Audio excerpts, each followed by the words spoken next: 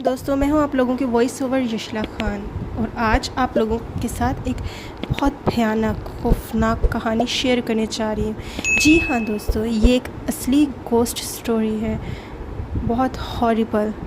3 دوستوں کی ایک ایسی کہانی ہے جن میں انہیں پتہ ہی نہیں ہوتا کہ انہیں کس چیز کی سزا دی جا رہی ہے۔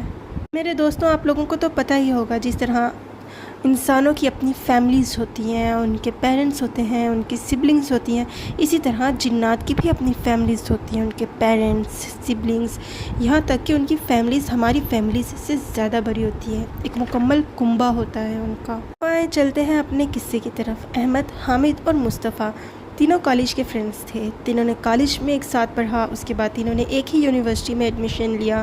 ایک ہی یونیورسٹی میں اپنی تعلیم مکمل کرنے کے بعد اب وہ تینوں اپنی اپنی پریکٹیکل لائف میں مصروف ہو گئے۔ یونی ختم ہوئے 2 سال گزر گئے، مگر ان تینوں کو ایک دوسرے سے ملنے کا وقت نہیں ملا۔ ایک شام احمد ان دونوں کو کال کرتا ہے اور انہیں اپنے گاؤں آنے کی دعوت دیتا ہے تاکہ ان سب کا گیٹ ٹوگیدر ہو جائے اور پرانی یادیں تازہ ہو جائیں۔ دونوں نے حامی بھر لی اور پھر دوپہر تک دونوں احمد کے گھر پہنچ گئے۔ کھانے کے بعد تینوں نے ایک دوسرے کو خوب جگتیں ماری اور پھر احمد انہیں اپنے گاؤں کی سیر کروانے کے لیے لے گیا۔ ہر طرف ہرا بھرا سبزہ، ہرے بھرے باغ اور ایک دوسرے میں مگن بگلے۔ اس خوبصورت منظر کو آنکھوں میں قید کرتے کرتے نہ جانے کب مغرب کی اذان ہوئی، پتہ نہیں چلا۔ آسمان پر ہلکی سرخ روشنی کے ڈورے چھانے لگے۔ شام کے سائے گہرے ہو رہے تھے جب احمد نے کسی خدشے کے تحت انہیں گھر جانے کے لیے کہا۔ احمد، کیا ہو گیا یار؟ بس تھوڑی دیر اور یہاں پر گھوم لیں پھر گھر چلیں گے۔ یار، ہمارے گاؤں میں مغرب کے بعد کوئی گھر سے باہر نہیں نکلتا، کیونکہ اس وقت آسمانوں سے بلائیں اتر کر آتی ہیں۔ اور احمد کے چہرے پر پریشانی واضح تھی جسے مصطفیٰ نے نوٹ کیا تھا۔ احمد کی بات پر حامد نے منہ بسوڑا۔ اس سے پہلے حامد اور مصطفیٰ گھر کی راہ پکڑتے، حامد دور کہیں سے ٹوئل کے پانی کی آواز سنی اور پھر ان دونوں کا ہاتھ پکڑ کر ان کو ٹوئل کی سمت لے گیا۔ رات کا وقت تھا، مگر پھر بھی آس پاس گھٹن اور گرمی کا احساس شدت سے ہوا۔ ٹوئل کے کچھ فاصلے پر ایک بہت پرانا اور بڑا درخت تھا جس کی بیلیں نیچے کی طرف لٹک رہی تھی۔ حامد نے ٹوئل کا جائزہ لیا، پھر اس درخت کے پاس گیا۔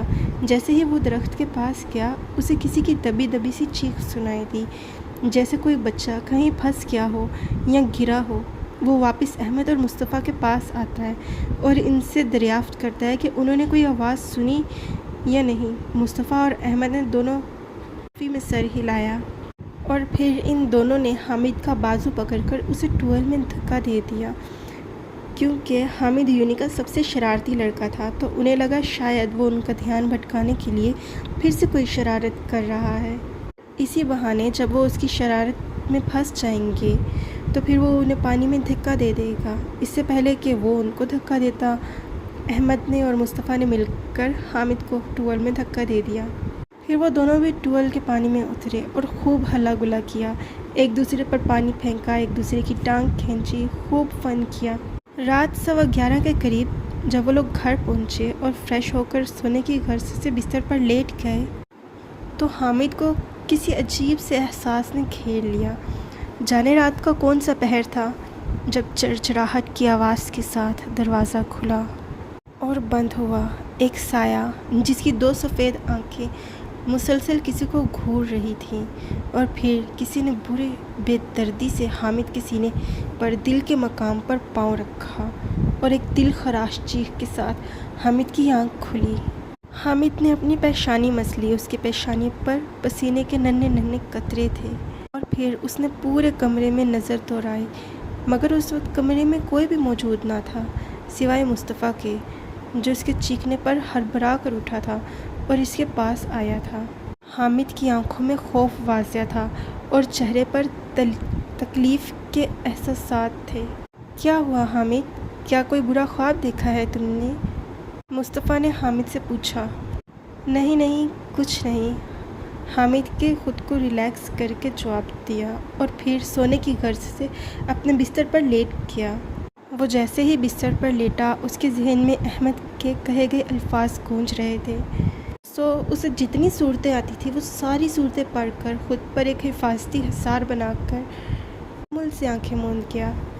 اگلی صبح حامد اور مصطفیٰ اپنے اپنے گھروں کو روانہ ہو گئے۔ پہلے 6-7 دن تو سکون سے گزرے، مگر آہستہ آہستہ حامد کے ساتھ بہت سی چیزیں خراب ہونے لگیں۔ جیسے اس کی ضرورت کا سارا سامان اس کے سامنے موجود ہونے کے باوجود اسے نظر نہیں آتا تھا۔ آہستہ آہستہ اس کے کپڑوں پر زنگ کے نشان واضح ہونے لگے، لیکن اس کے کپڑوں پر زنگ کے نشان ہوا کرتے تھے۔ نہ جانے کس چیز کا بوجھ اپنے سینے اور کندھے پر محسوس ہوتا تھا۔ سارا دن تھکاوٹ سستی کے ساتھ گزرتا تھا۔ رات کے 2:30 بجے کسی نے اس کے دروازے پر دستک دی، مگر حامد کے جسم میں اتنی جان نہیں تھی کہ اٹھ کے دروازے تک جاتا۔ حامد جب سے گاؤں سے واپس آیا تھا، اس کی بھوک دھیرے دھیرے بالکل ختم ہو رہی تھی۔ اس کا دل ہر وقت اداس رہتا تھا، جیسے کوئی بہت بڑا صدمہ پہنچا ہو۔ اس کی آنکھوں کے گرد سیاہ حلقے اس کی نامکمل نیند کا پتہ دیتے تھے۔ ایک ماہ کے اندر اندر وہ بہت کمزور ہو گیا تھا۔ کچھ دیر بعد دستک کی آواز بند ہوئی۔ کسی نے دھرم کی آواز کے ساتھ دروازہ توڑا اور 4 سفید آنکھیں اس کے آس پاس آئیں۔ حامد نے اپنی آنکھیں کھولی اور آنے والے کو دیکھنے کی کوشش کی، مگر اس کا سارا جسم بے حس و بے حرکت پڑا تھا۔ اس نے اپنے پاؤں کے قریب 2 ہیولوں کو دیکھا جو انسانوں کی طرح دکھتے تھے مگر انسان نہیں تھے۔ پھر ان میں سے ایک ہیولا حامد کے پاس آیا اور اس کے سینے پر بہت بے دردی سے وار کیا۔ حامد چیخنا چاہتا تھا مگر اس کی زبان اس کا ساتھ نہیں دے رہی تھی۔ تکلیف کے باعث اس کی آنکھوں سے آنسو بہتے تکیے میں جذب ہونے لگے۔ ایک دوسرا ہیولا اس کے پاس آیا اور اپنا ہاتھ حامد کے دل کے مقام پر رکھا۔ کچھ ہی لمحے بعد حامد کو کسی کے ناخن اپنے جسم میں پیوست ہوتے ہوئے محسوس ہوئے۔ اس ہیولے نے اس کے جسم کے اندر ہاتھ ڈالا تھا۔ خوف کے مارے حامد کے ہاتھ پاؤں پھولنے لگے، پریشانی پسینے سے تر ہونے لگی۔ اسے اپنے دل کی آواز اپنے کانوں میں بجتی ہوئی محسوس ہوئی۔ جب اسے محسوس ہوا کہ اس ہیولے نے اس کا دل اپنے ہاتھ میں لیا ہوا ہے اور اپنے ہاتھ میں لے کر اسے مسلا ہے، حامد کو اپنا دل بند ہوتا ہوا محسوس ہوا۔ حامد کے منہ سے خون بہنا شروع ہوا اور تکلیف کی شدت نہ سہتے ہوئے وہ بے ہوش ہو گیا۔ صبح جب حامد کو ہوش آیا تو وہ سب سے پہلے شیشے کے سامنے گیا جہاں اب بھی خون کی لکیر موجود تھی جو کہ اس کے منہ سے نکلا تھا۔ اس نے کئی ہسپتال سے اپنے ٹیسٹ کروائے مگر اس کے سارے ٹیسٹ نیگیٹو آئے۔ ڈاکٹرز نے کہا کہ اسے وہم کے علاوہ اور کوئی بیماری نہیں ہے۔ اگر یہ سچ میں اس کا وہم تھا تو پھر اسے وہ تکلیف کیوں محسوس ہوتی تھی؟ اس کا دماغ بالکل معاف ہو چکا تھا۔ 1.5 ماہ بعد وہ ایک چلتا پھرتا ہڈیوں کا ڈھانچہ بن گیا تھا۔ تقریباً سب گھر والے ہی اس کی حالت کو دیکھ کر پریشان ہو گئے تھے۔ ہر رات یہی خواب اسے حواس باختہ کر کے رکھ دیتا تھا، مگر یہ خواب نہیں تھا۔ ایک دن حامد کا پورا جسم کانپنے لگ گیا۔ اس کے والدین اسے ہسپتال لے گئے۔ ڈاکٹرز نے اسے ہسپتال میں ایڈمٹ کر لیا اور پھر اس کے ٹیسٹ کیے مگر ٹیسٹ میں کچھ بھی نہیں آیا۔ اب حامد کے والدین اور ڈاکٹرز دونوں بہت پریشان ہو گئے۔ آج ہسپتال میں احمد کی پہلی شام تھی۔ اس کے ساتھ اس کے ماں باپ، اس کے دوست سب موجود تھے۔ رات 10:30 بجے کا وقت تھا جب آسمانوں پر بجلی چمکی اور طوفانی بارش شروع ہوئی۔ ایک تیز ہوا کے جھونکے کے ساتھ احمد کے کمرے کا دروازہ کھلا اور پھر ایک ایک کر کے اس کے سب گھر والے اس کمرے سے باہر نکل گئے۔ یہ سب اتنی جلدی ہوا کہ کسی کو کچھ پتہ نہیں چلا۔ سب ایک دوسرے کو حیران و پریشان نظروں سے دیکھ رہے تھے۔ دھماکے کی آواز کے ساتھ حامد کے کمرے کا دروازہ بند ہوا۔ اس کے کمرے میں موجود ہر چیز ہوا میں تحلیل ہوئی، یہاں تک کہ حامد کا پورا وجود ہوا میں جھول رہا تھا۔ ایک لمحے بعد سب کچھ رک گیا اور حامد سمیت سب چیزیں زمین پر گریں۔ حامد کا وجود بھی ایک دم سے زمین پر گرنے کی وجہ سے حامد کا سر بری طرح سے زمین پر لگا۔ اس کے سر کے پچھلے حصے سے خون رسنا شروع ہو گیا۔ حامد کی امی یہ سب منظر دیکھ کر بے ہوش ہو گئیں۔ البتہ حامد کے والد کو کچھ معاملہ سمجھ میں آ گیا تھا۔ انہوں نے اپنے ماننے والے پیر صاحب کو کال کی اور انہیں سارے واقعے سے آگاہ کیا۔ پیر صاحب نے حامد کے والد کی ساری بات بڑے تحمل سے سنی اور اس کے بعد انہوں نے رات کے تیسرے پہر استخارہ کیا، یہ جاننے کے لیے کہ حامد کے ساتھ ہو کیا رہا ہے۔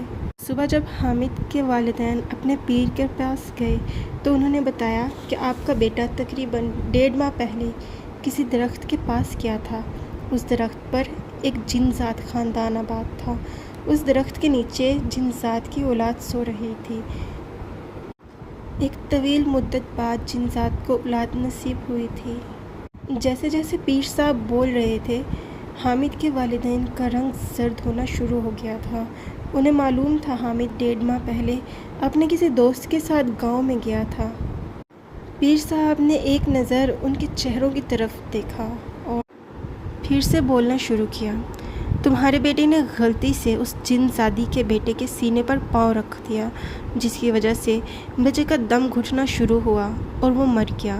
اس وقت جن ذات تمہارے بیٹے کو بھی اسی طرح مارنا چاہتے تھے جس طرح تمہارے بیٹے نے اس کی اولاد کو مارا تھا۔ مگر یہ تمہارے بیٹے کی خوش قسمتی تھی کہ وہ بہت ساری دعاؤں کے حصار میں تھا۔ اسی وجہ سے جن ذات چاہ کر بھی تمہارے بیٹے کا کچھ بگاڑ نہیں سکے تھے۔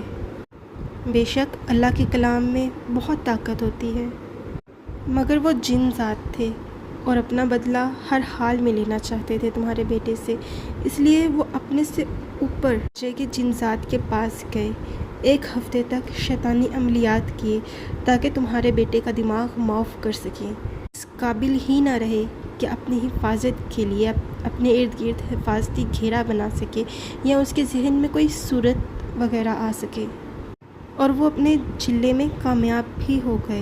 اب جب تک وہ تمہارے بیٹے کو مار نہیں دیں گے ان کو سکون نہیں ملے گا۔ یہ سب سنتے ہی حامد کی والدہ دھارے مار کر رونا شروع ہو گئی۔ حامد کے والد نے پیر صاحب کے پیر پکڑ لیے۔ پیر صاحب، آپ کوئی حل نکالیں نا، ہم اپنے بیٹے کو کیسے بچائیں؟ حامد کے والد نے استفسار کیا۔ ابھی اور اسی وقت اپنے بیٹے کے پاس جاؤ، پیر صاحب نے بس اتنا کہا۔ حامد کے والدین کو کچھ سمجھ تو نہیں آیا، مگر وہ وہاں سے واپس اپنے بیٹے کے پاس چلے گئے۔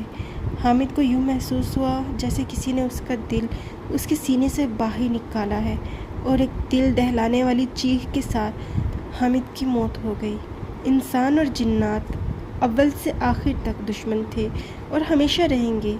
یہ کچھ لوگوں کی خام خیالی ہے جو سوچتے ہیں کہ انسان اور جن ذات مخلص دوست بن سکتے ہیں۔ ایسا نہ پہلے کبھی ہوا تھا اور نہ ہی کبھی ہوگا۔ حامد کی موت کے بعد اس کی ٹیسٹ رپورٹس آئیں اور اس کی ٹیسٹ رپورٹس میں لکھا تھا کہ اسے ٹائیفائڈ تھا۔ تقدیر میں جو نقصان لکھا ہوتا ہے اس کی بھرپائی کوئی نہیں کر سکتا، پھر چاہے وہ جانی نقصان ہو یا پھر مالی نقصان ہو۔ سو گائز، اگر آپ لوگ بہت زیادہ شوقین ہیں ریئل گھوسٹ سٹوریز کے اور آپ لوگ چاہتے ہیں کہ آپ لوگوں کو اور ریئل گھوسٹ سٹوریز سنائی جائیں، آپ لوگوں کو انفارم کیا جائے کہ دنیا میں جن ذات انسانوں کے ساتھ کیسے رویہ اختیار کرتے ہیں، تو اس کے لیے آپ کو میرے چینل کو سبسکرائب کرنا پڑے گا۔ So don't forget to like, share and subscribe. Thanks for watching, listening to my stories. ابھی کے لیے اللہ حافظ۔